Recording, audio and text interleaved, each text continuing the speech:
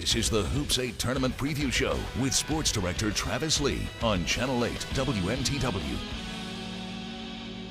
Now, among the significant changes to the sport of high school basketball in Maine through the years has been the three-point shot. When it first entered high school basketball in Maine, it was viewed as a novelty of sorts. But boy, have things changed. It's a mid-January night like any other in Maine high school basketball. In Augusta, Coney and Madomic Valley, two of the top Northern A teams, are playing. With a 15-point lead, Coney blows the game open. On 5 straight possessions, 5 straight made threes. Game over. Coney is atop the list of Maine schools taking three-pointers in bulk. Well, this year we're averaging about 30 with just over 10 makes a game, so 33%, but that's better than shooting 50% from 2.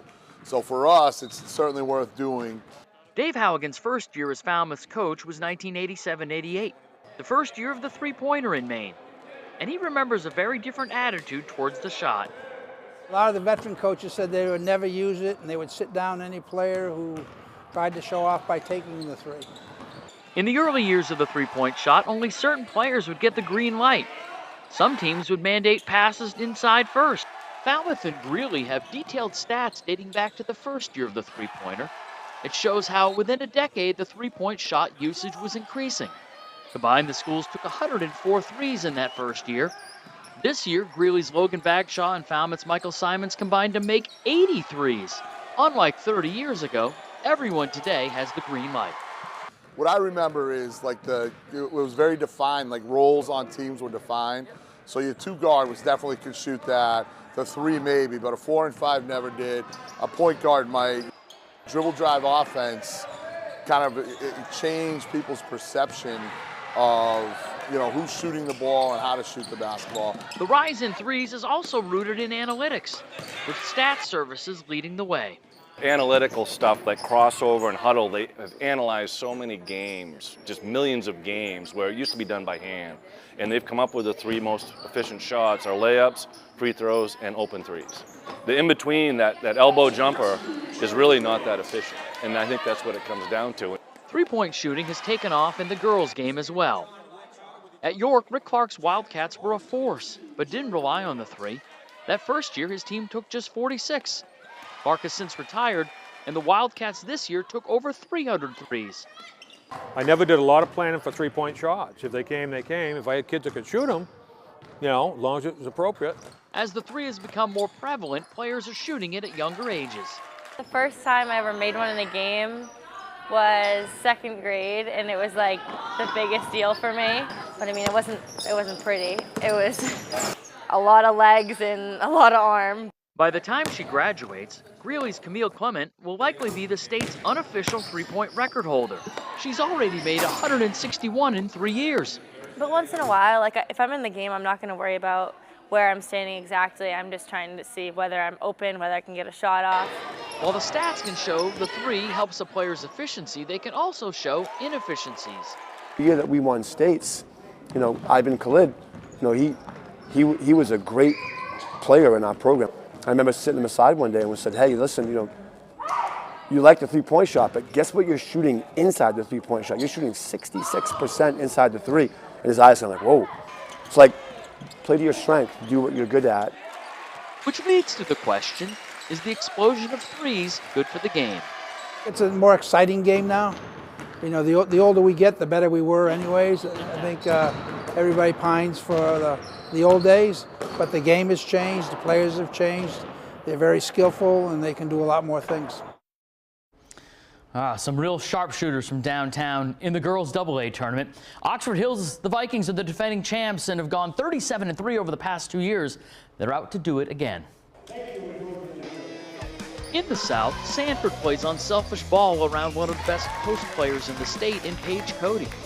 Amy Fleming's had a remarkable season for a Noble team primed for an upset. Defending regional champ Scarborough has the perimeter firepower to take down a higher seed. Gorham's balance is its strength. 5 different players have led the Rams in scoring this year. Massabesic has only 1 senior, but their youthful lineup produced 11 wins with Marissa Holt leading the scoring. South Portland's efficient on offense, and the Red Riot's depth gives Lynn Hassan options. Hyla Owen has stepped up her scoring behind Ashley Aceto and Maggie Whitmore, the region's top player. In the North, Laura Jordan has done everything this year for Cheverus. Wyndham relies on the Talon sisters. Older sibling Hannah has elevated her play down the stretch. Portland's frenetic style of play leads to turnovers and layups, a good tournament formula. Amanda Kabuntu is one of the top two-way players in the state. Defending champ Oxford Hills boasts the best backcourt in the state, with Julia Colby and Cecilia Dietrich.